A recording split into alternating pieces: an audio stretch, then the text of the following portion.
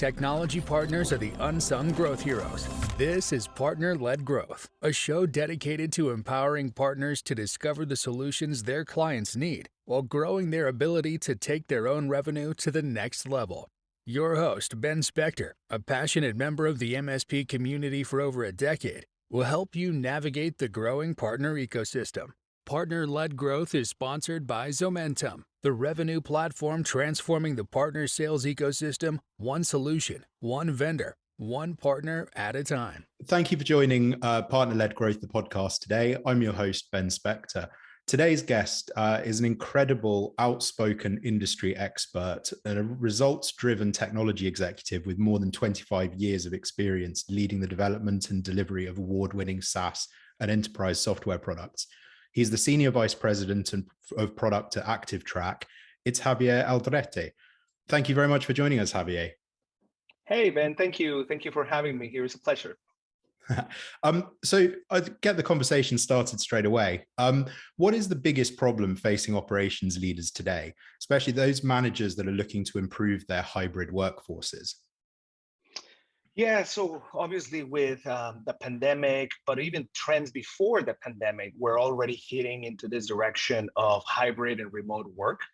And with that comes a lot of dynamics, right, that are trying to be solved. But at heart is this: how do I manage my hybrid and remote workforces and all the things that come with that? Some companies want to give all this flexibility to their employees because it helps them attract talent and retain talent. Obviously, these days it's a key part of it.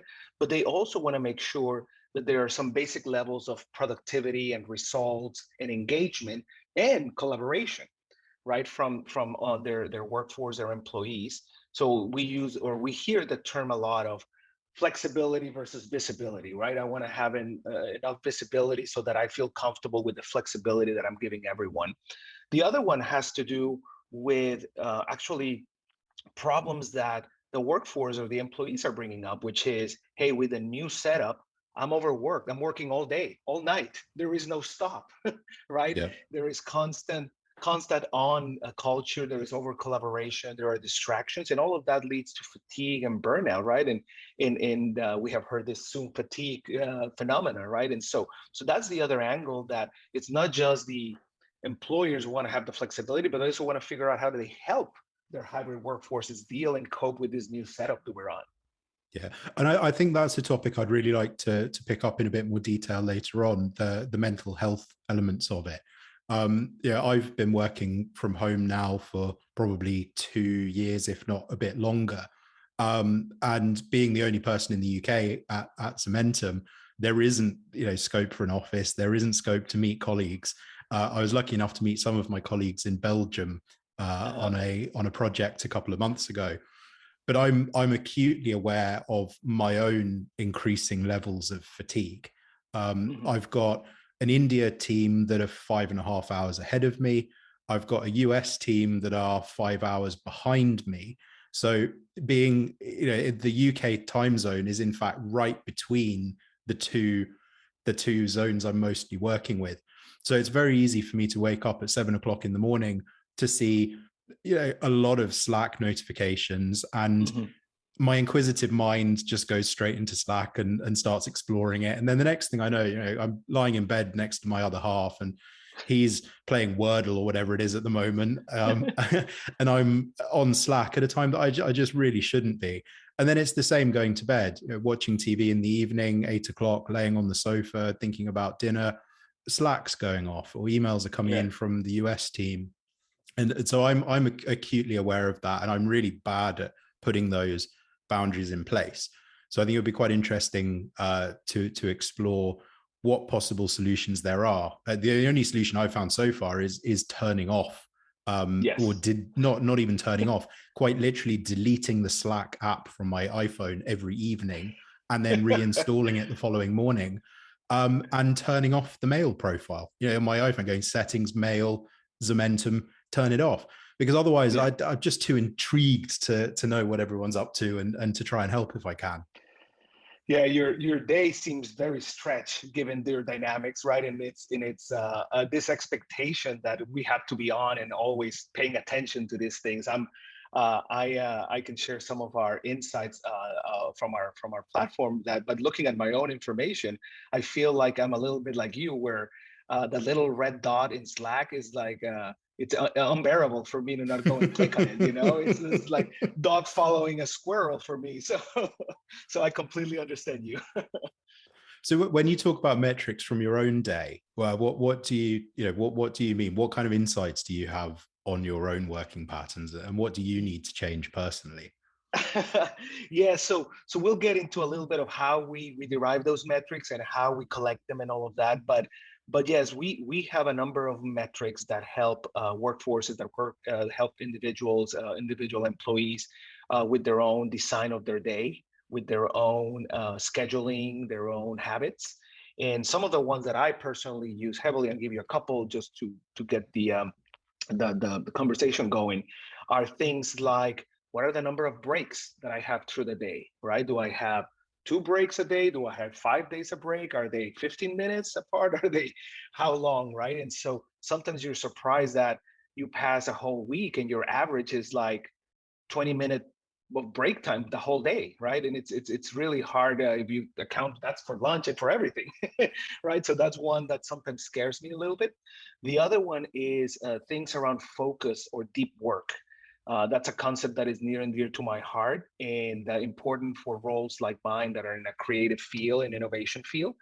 And we struggle with getting enough focus time, enough deep work. We have one of our metrics is the average time of your undisrupted sessions, work sessions, when you're doing one thing and you're not getting distracted to multitasking or to a Zoom meeting or to a Slack conversation.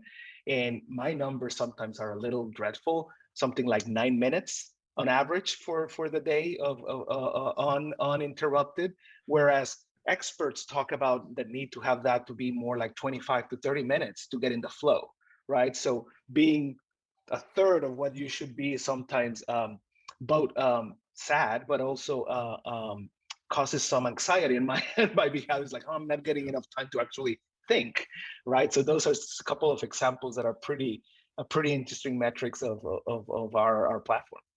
I think the 9 minutes is interesting. I don't know if it's more or less than I was expecting.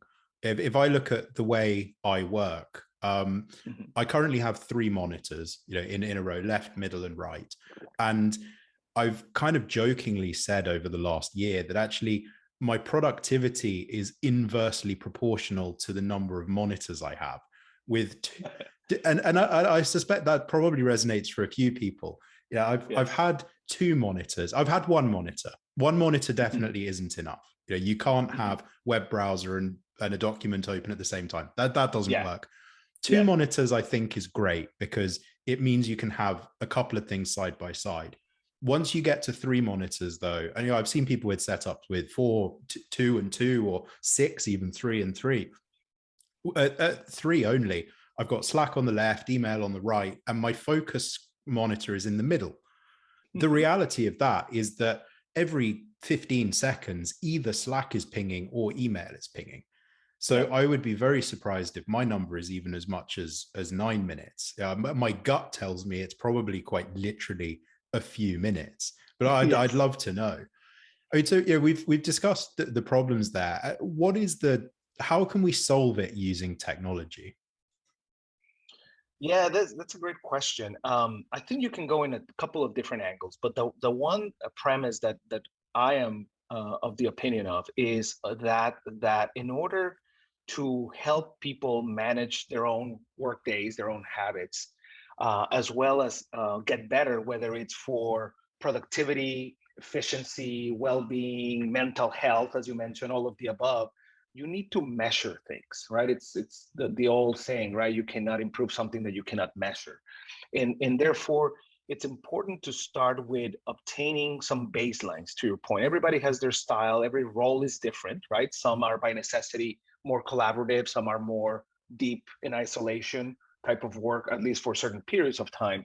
So you need to understand what is your profile, right? What is your baseline? And then identify areas that you would like to improve, because Either science tells you that it's better, getting more break time is proven that is better for your health, right? And it's better for your productivity and your brightness of your sharpness of your mind, right? But the same goes with multitasking and focus, right? They say that the more multitasking you do, the harder it is to process activity, that the more tax you are processing in your brain from the prior activity, and therefore you're not kind of present in what you're doing. But the key is that at this stage, there isn't necessarily a universal truth to say you have to look like this, right? There isn't one answer. It's more about metricating, creating a baseline and say, can I improve these couple of areas, right? And different people come up with different goals around that of what they want to improve. But the key is, can you measure it? Just not very different from people that use wearable devices. I use a Fitbit, for instance, and I track my steps, I track my sleep, and I try to get better and better. And once I get to a level that I like, I'm like, I want to sustain it. Sometimes I fall off the bandwagon and I need to get back on it, but it's the same concept. So obviously you work at ActiveTrack and in a product role.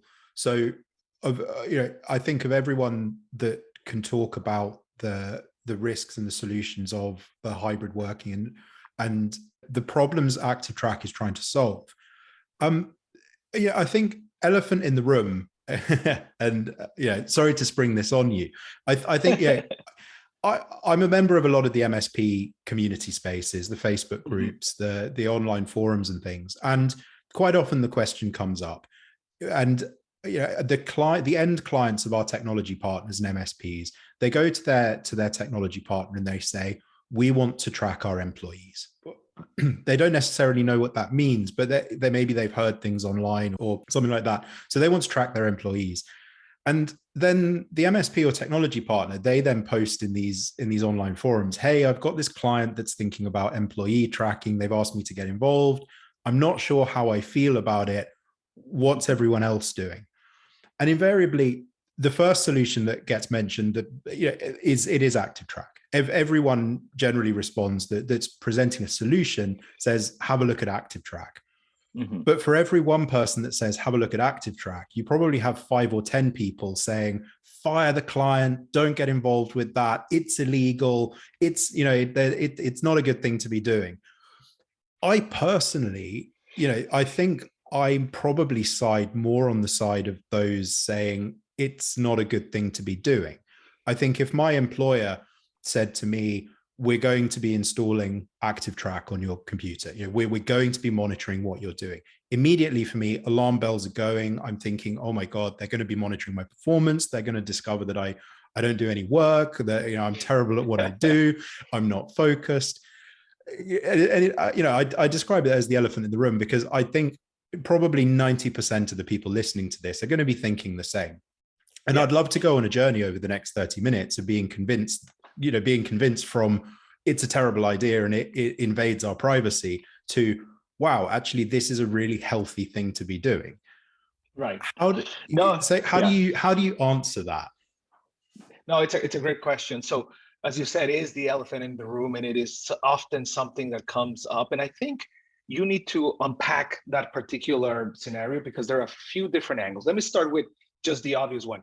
It is not illegal, and it is actually part of employer contracts all over the world. And as you probably all know, in the technology space, IT administrators have access to everything that is going on in the network, everything that is going on in your email, everything that is going on Slack, right? So that part is just part of kind of the workplace and working on a company issue device, right?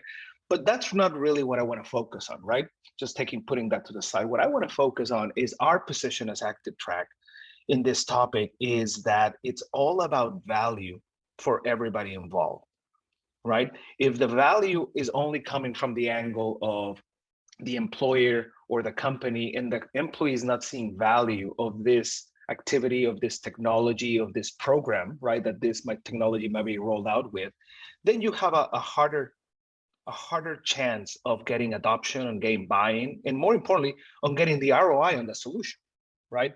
We're firmly of the idea that this needs to deliver value both for the employee and the employer, right? And different constituents within the company have different goals, right? Employees want to have more well-being. They want to advance their career. They want to be efficient and productive and not spend working all day, like you were describing, from 7 a.m. to 9 p.m., Yep. right? They want to have a life too, right?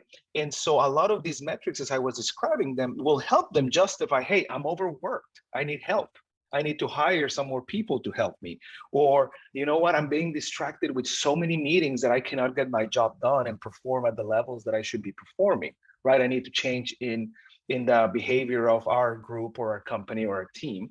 And on the other side, the employer is coming at it from, hey, I want to give this flexibility for my teams. I want to make sure it happens, but there are cases, unfortunately, where there is some abuse on the other side, right? Where people that are working on a project or they're billing hours, and those aren't happening, right?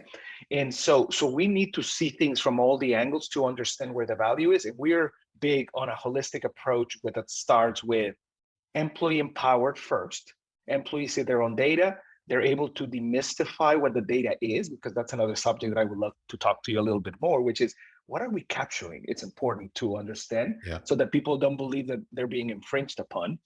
But once you get the employee empowered part, then you move into learning from that at a high level, at the trend level, like that comparison that I was talking about, baseline versus change over time.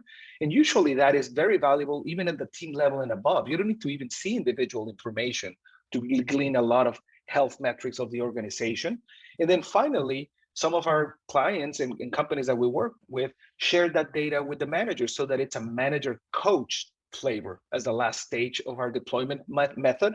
And that's where managers, without infringing any privacy, can be coaches and mentors of the employees and help them with areas, as I was describing, where there might be a training gap, or there might be too much technology in a process, or not enough technology in a process that they can help foster and enable their employees to deliver in a sustainable way. We're big on this concept of sustainable productivity, which is, you want to produce, but in a way that is healthy, that is not going to overshoot too much to the point that you burn out people and people leave you.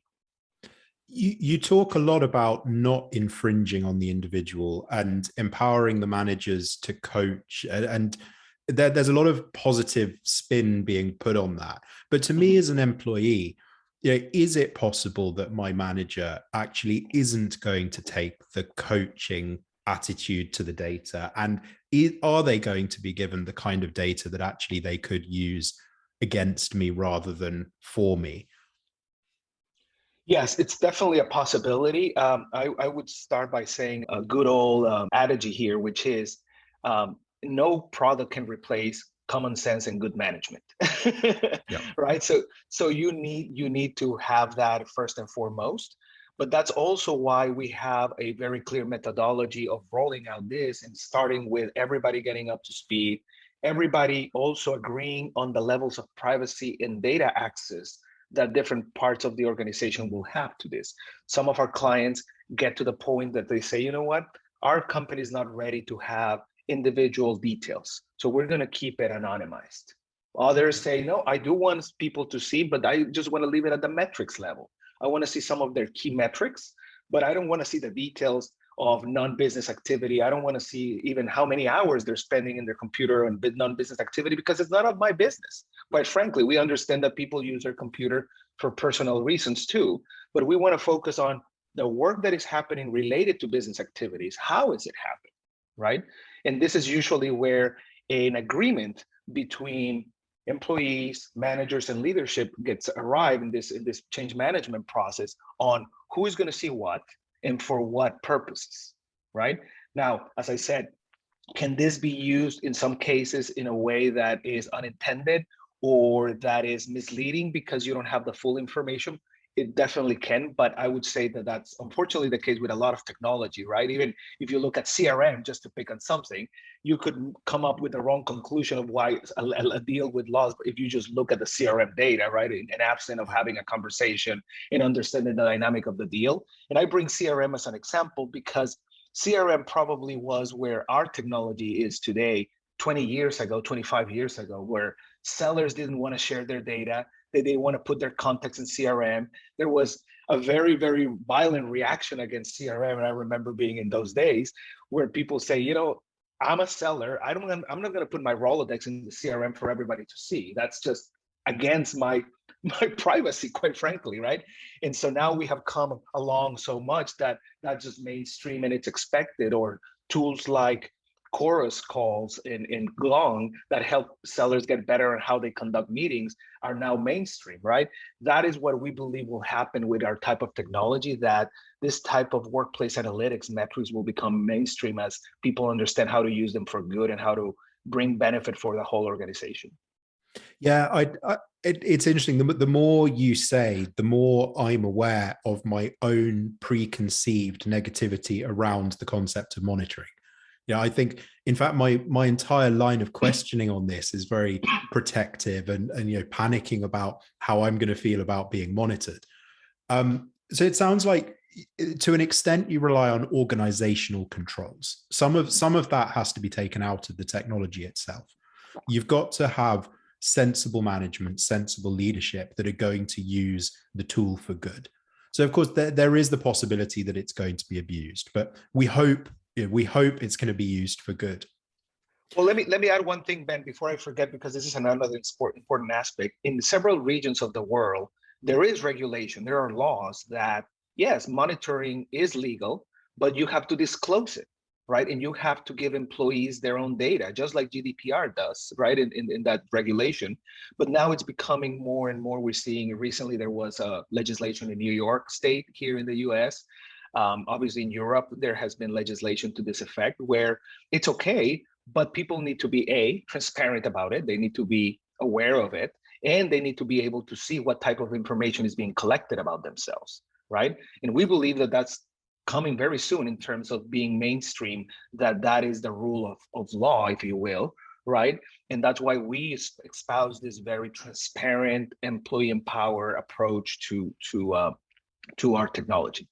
Yeah, but I think that the problem there is that having sensible leadership and good managers, and it generally points towards a certain level of organizational maturity. And the same thing for compliance. A very small business of 5 or 10 employees is unlikely to fully comprehend the legislation that they're supposed to be following around the monitoring.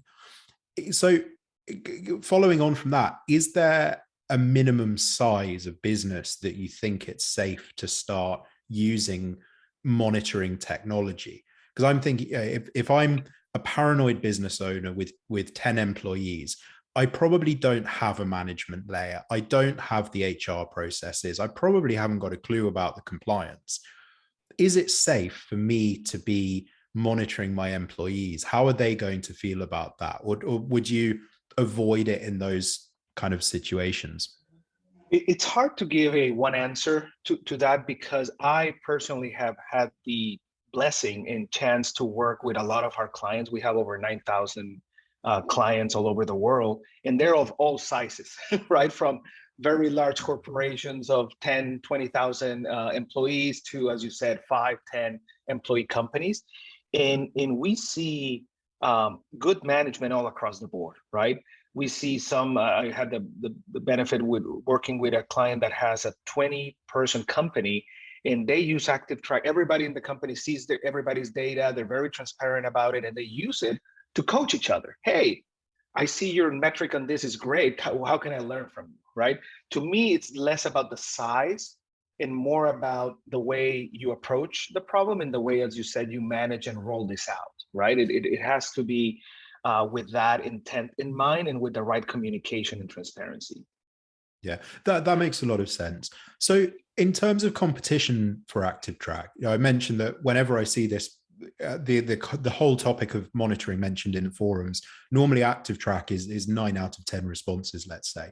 Are there any other parallel products or similar products, or do you feel that you've really got you've got the category at the moment, or you're possibly even creating your own category? That's a great question. On its own, probably its own podcast.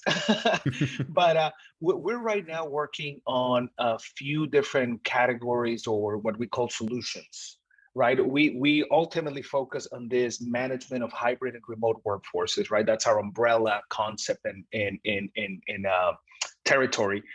But within that, there are different specializations, right? There are some customers that come to us, as you mentioned, employee productivity monitoring, right? That's one area, or in more a little bit of our historic functionality. We also have recently, at least over the last couple of years, a lot of companies coming to us for what we denominate workforce optimization, right? So this is the notion of how do I get a few more efficiency points, if you will? How do I identify processes that can be improved? That if I do a couple of tweaks and change the steps on that, I'm going to get a lot more throughput from my force, as well as how do I ensure that they're here to stay, right? In terms of the employees' retention side of the house.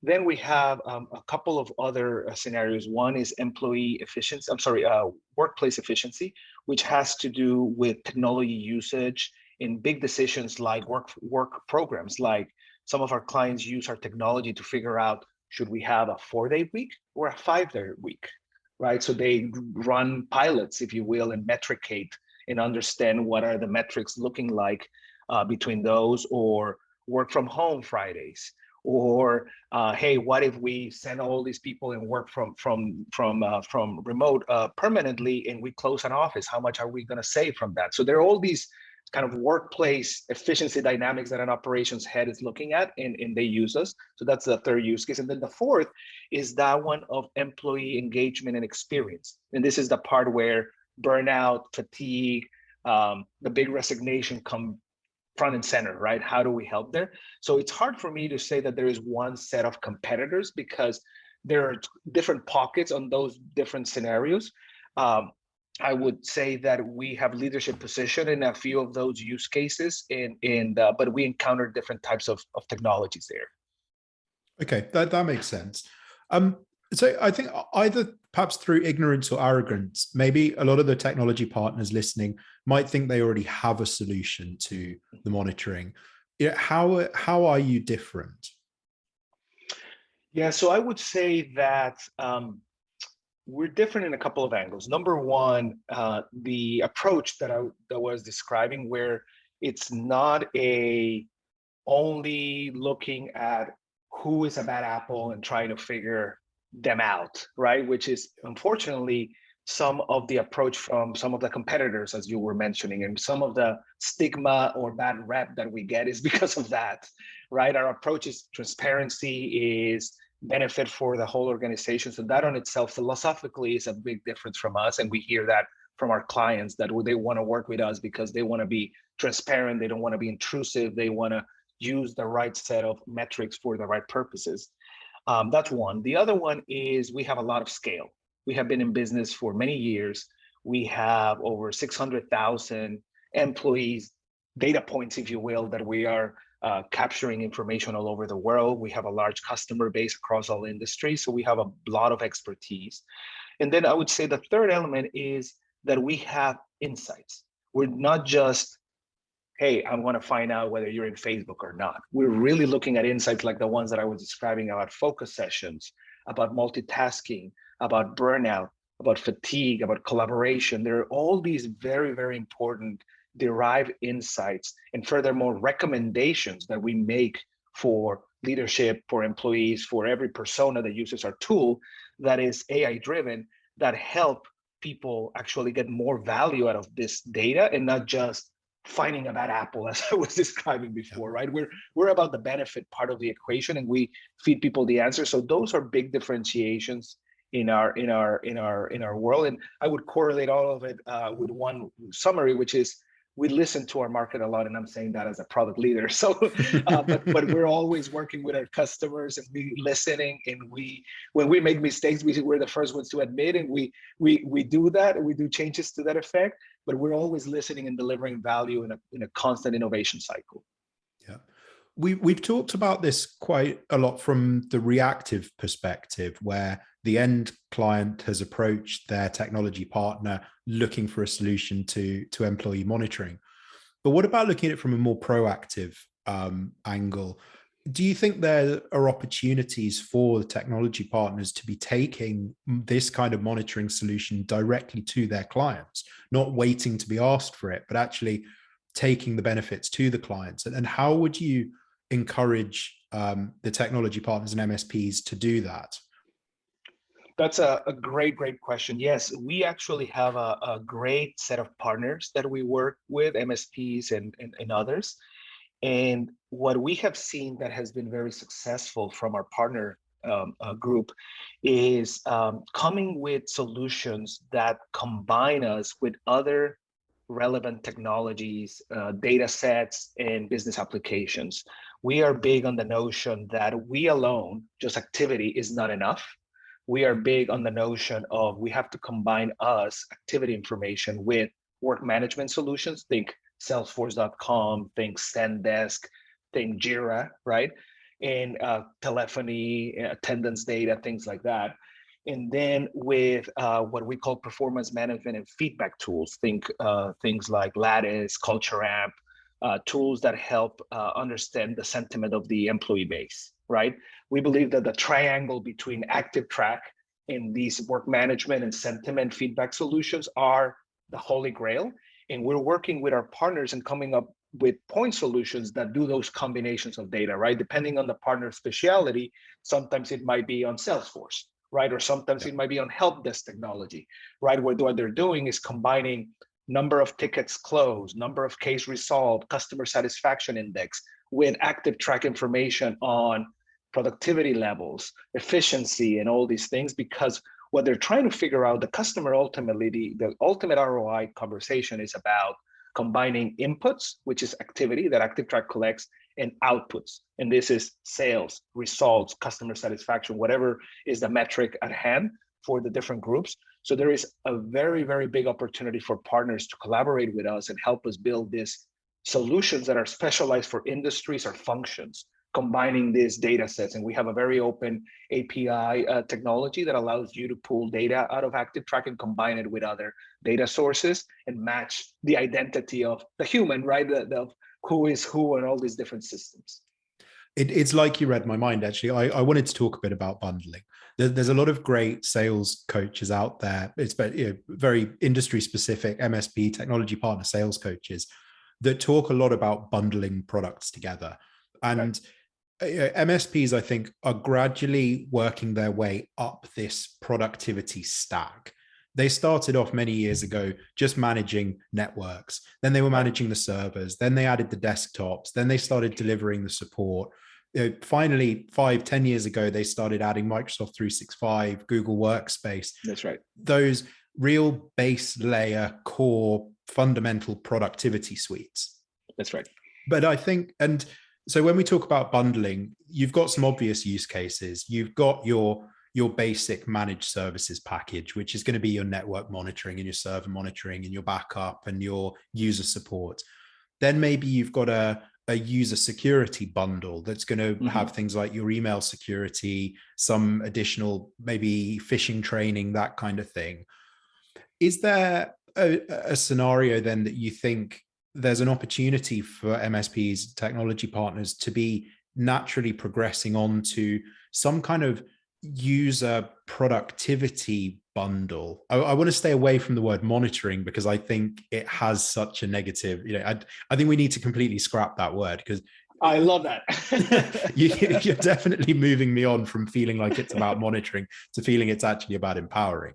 So empowerment, maybe that's a great idea. Is there space for a user empowerment bundle that incorporates some of those kind of quasi HR management tools with the sentiment tracking, with the ActiveTrack solutions? Yeah, no, you said it very well. I think it's a journey of maturity, as you were describing, right? We work with many partners that are quite happy basically staying with the first stage, which is visibility. We call the first stage visibility. Hey, I just want to make sure that we have these basic levels of productivity, right? Basic levels of throughput and efficiency, and that's about it, right? So they, in many ways, keep it simple, right? Because maybe their customers are not demanding something more complex.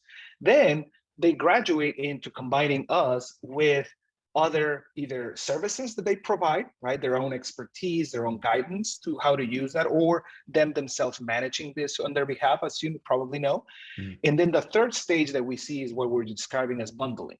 This is the area where the partner has expertise on data management, right? And they're able to pull data from multiple places and put it together in a very cool dashboard that combines like HR data and Salesforce and all these different pieces of the puzzle to solve the solution. It is an evolution, but we're seeing more and more people moving to that stage 2 and stage 3 with us, right? And we're very, very happy to help them, support them, train them on that area, and also give them new product capabilities that help them be more efficient at doing that and manage it at mass. Because as you know, our MSP partners have managed many of our accounts, so therefore they have to do this very efficiently. Yeah. I think the obvious extension to bundling is probably integrating. Does ActiveTrack integrate with any of the core productivity tools that the MSPs and technology partners are likely to be using? I'd say there's probably, very off the top of my head, so don't shoot me, but there's probably about an 80% of our listeners would be using Microsoft 365, Microsoft partners through and through, and delivering that to all of their clients. Then you've probably got a smaller segment, 20%, that are delivering either exclusively Google Workspace or a little bit of Google Workspace. Right. Is there space for ActiveTrack to be integrating with those suites in some way, or does that just not make any sense? No, it does. It does. I'm very glad that you brought this part of the equation, because we have been moving from delivering our value through partners, but also through our own web application, right? Through our own app. But more and more, we are starting to embed ourselves, as you said, in productivity tools, right? Those productivity tools and platforms like Microsoft Office and Google Workspace have already won the battle, right? They have the eyeballs. People are there all day working, right? Whether you're Microsoft or Google. So we embed ourselves there. We actually have an integration with MS Teams and with Power BI that allows to live inside the Microsoft Office world, right? Power BI does a really nice job of being think about it as a vantage point or a canvas inside many Microsoft applications. And so we use that vehicle for us to deliver our insights within Microsoft Teams and other Microsoft tools, right? That's what we have right now. You can find us in their app store, if you will, in their marketplace. The one for Google is one that we're actually actively working on, and we're planning to deliver here in April, where it's going to be an embedded app. They call them add-ons. Inside Google Workspace, where you can find us and embed us inside your calendar, inside your email, inside Docs. And so, because we're seeing that people want to consume this information, this insights within the platform that they're using every day, all day, right? And we don't want to force them to come to our app. We want to deliver it where they are. We want to find them and meet them where they are. So that's a great point. And yes, those productivity tools, exactly how you said, we see that 80-20 mix in our customer base too. Yeah. I want to talk a little bit about more your personal experience as well with this. And so this podcast is sponsored by Zementum, which is a sales and revenue platform. Aside from doing this, obviously, I'm a product manager for Zementum.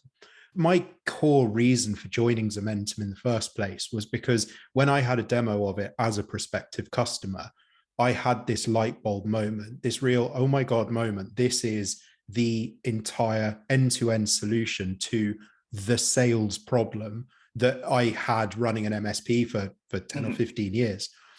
What emotional attachment do you have to the work you're doing at the moment? Because I know you've worked in some kind of AI analytics, machine learning roles before.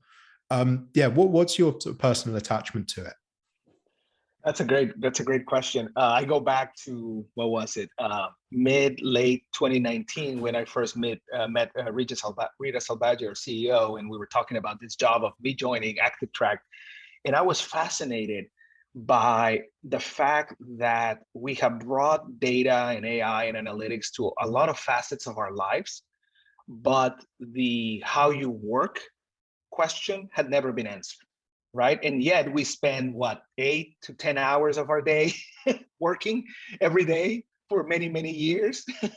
and I felt this was an untapped opportunity and untapped potential, not just from a business perspective, but from a changing the world perspective, right? And we started working with this idea of becoming the Fitbit of the workplace, becoming this ability to understand how work happens and help everybody involved in that, and really bring, as you said earlier, a new category to market, right? This notion of how do you get better at how you do in a way that is healthy, but also allows you to fulfill your career goals, right? So again, this balance between productivity, efficiency, and well-being and mental health, right? And so that at heart has been my motivator, my driver for the time that I've been at ActiveTrack, and I'm loving every moment of that since late 2019. And I just feel very, very strongly, and I correlated with things like I mentioned, my Fitbit, my own healthy habits of eating, working out, sleeping, and all these things. And I believe we have a great opportunity to bring that to the world, right? Bring back this notion of, hey, we are going to help you be not only the best at your job, but also the healthiest at your job. And so that's what drives us out here at ActiveTrack. Yeah, that makes sense. And since starting a role in product myself, before joining Zementum, I hadn't even heard of a product manager. You know, I knew absolutely nothing about the SaaS world. I'd spent the last 10, 15 years consuming all of these SaaS applications, but never really had much appreciation for what actually goes on behind the scenes. You know, when I said to one of our vendors, hey, could you just introduce this feature? It can't be that complicated. You're laughing. You know, now I understand that actually introducing that one little extra checkbox, that totally makes sense. You know, we appreciate the feedback and it makes sense, but it's like a 6-week cycle going through the definition and the design and the front end, the back end. Yeah, it's just this endless cycle.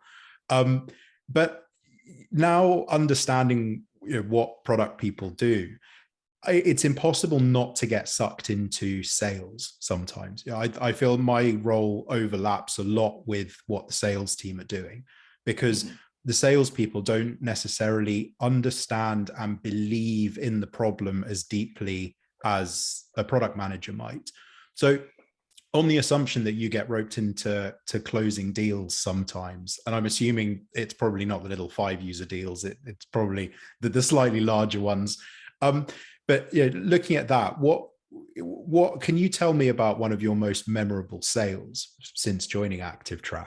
And then perhaps you can tell me about how what you think actually helped you close the deal. Looking for some tips for our technology partners thinking about sales. That's a great question. I'm trying to figure out. There was one, as you said, one of the larger ones, because usually that's where we get pulled into. I think it had to do with this elephant in the room question that you were asking about, which is, the customer, this company in particular, is very interested in figuring out how do they get better at the different functions that they were rolling this out. And this is a large software company that has all sorts of roles, right? And they wanted to use this across the board, but they didn't know where to start, right? And so we were brought into the table to help not only understand the technology and what they could use, but also the methodology. But I think what ultimately closed the deal for them was, how does ActiveTrack use their own data internally? We use ActiveTrack for ActiveTrack, right? We use our own software daily, and we have been. There's the dog you warned me about earlier. It's the dog. Total cutie curled up on the sofa behind. Not Sorry at all about distracting. That. Love it. Yes. So I think what ultimately sold this particular deal was, I'm going to circle it back to your prior question, which is, how do we use it? How is it personal for us? How did it change how we run meetings? How did it change how we block out parts of our day? To your point, how do we change how we have schedules to block or mute Slack and email notifications so that we can have some deep work time? So the ability for us to say, hey, we have been using this for a while as we have been testing and rolling out our new capabilities. Here is how we use it. Here's a real world scenario from also a tech company, right? Yeah. Here it is. And they got totally like, it demystified the problem for them. They're like, oh, it's that simple, right? It's about communication. It's about the right training. It's about the right rollout. And it made a big deal for them. And it was a very fulfilling way to tell the story in our own voice.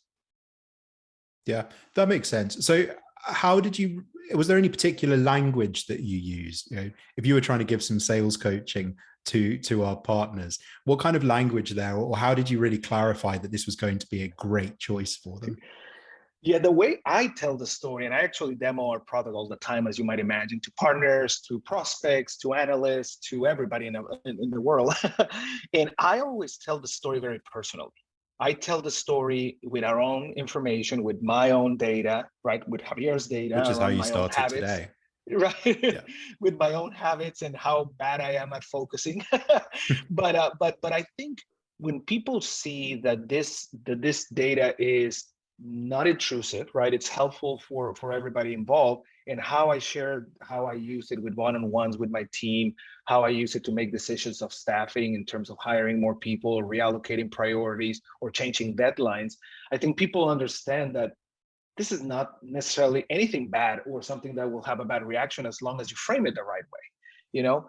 And so that is a way that I usually demo. And I also, the other big, this might be sales demo one-on-one, but I tell stories by persona, right? I say, hey, imagine that you're the VP of sales. Here is what you will use. And I walk through that vignette, right? And then, hey, imagine that you are the manager of a 10-person team. Here is how often I use it. I check this on Mondays and I check this on Wednesdays, and so forth, right?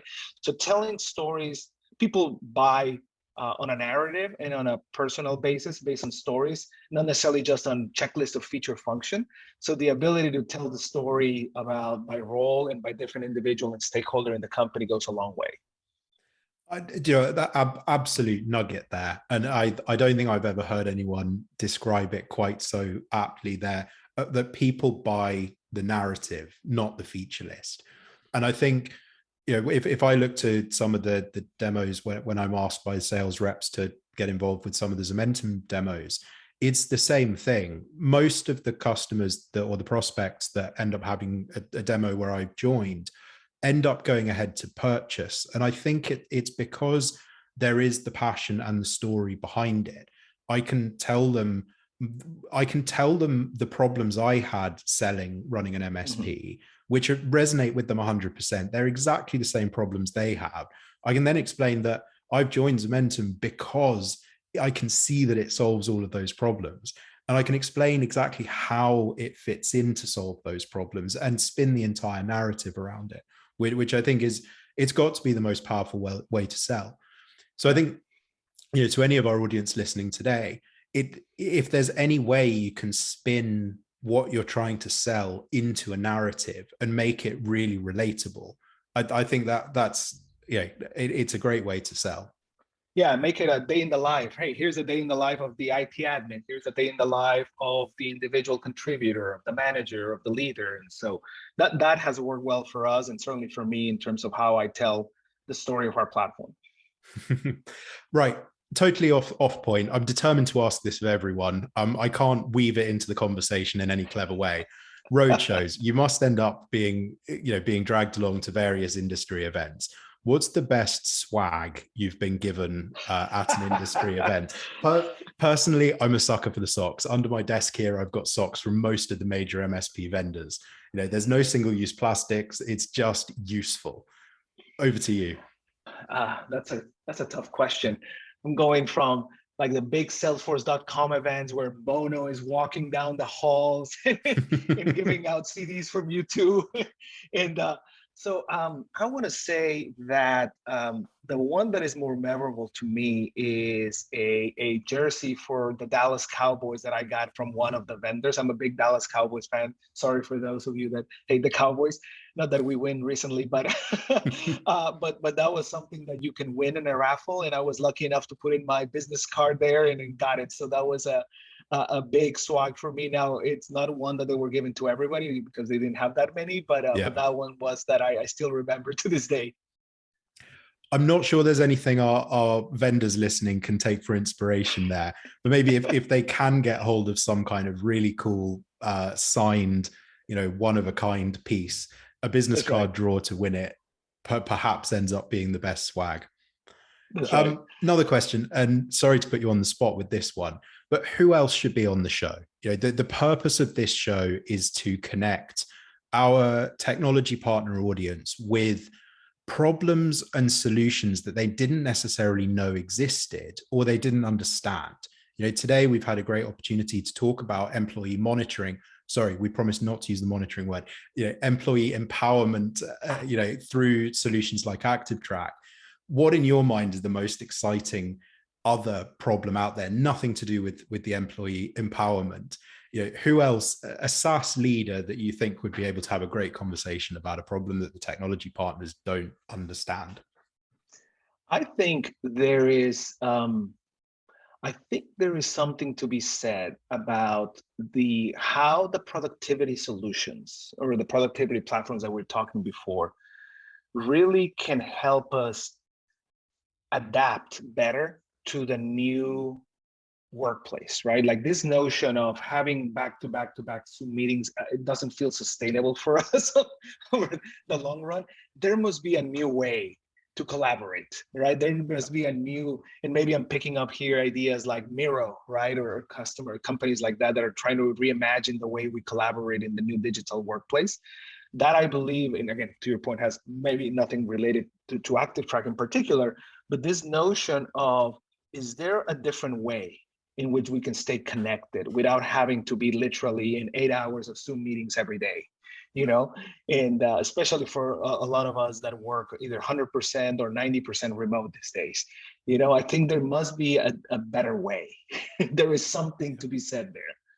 So, direct answer to the question then, if you had to introduce me to another product person at another SaaS business that's solving an incredible problem, which by the way, you're going to have to, who would that person be? Who do you really want to hear unpacking the problems and solutions?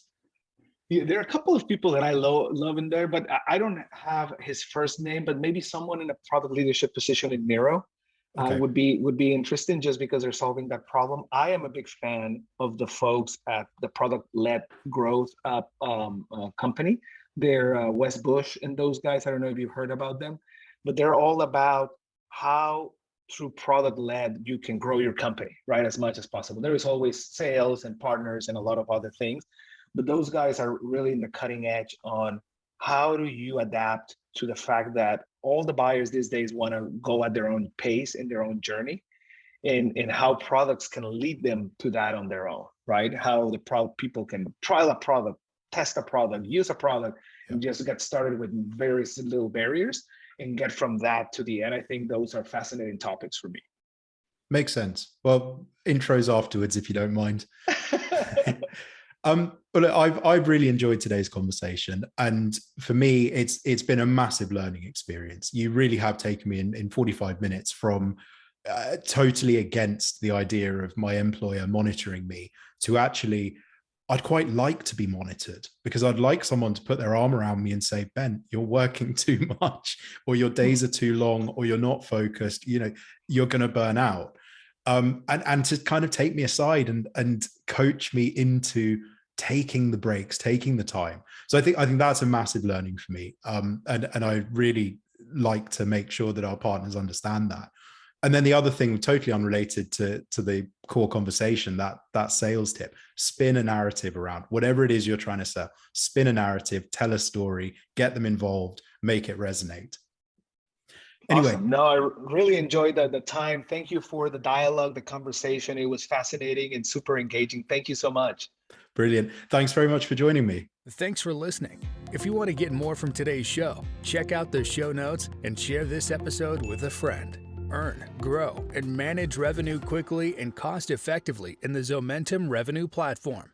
To learn more, check out zomentum.com. See you in the next episode.